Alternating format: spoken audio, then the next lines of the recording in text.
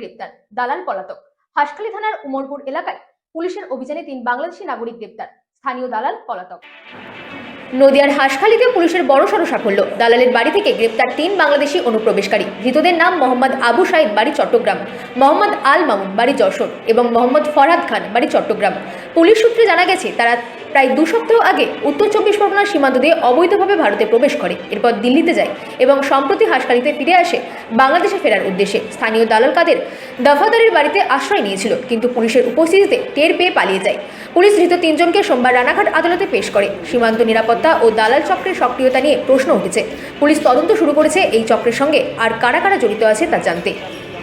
Bureau report, রাতদিন news network.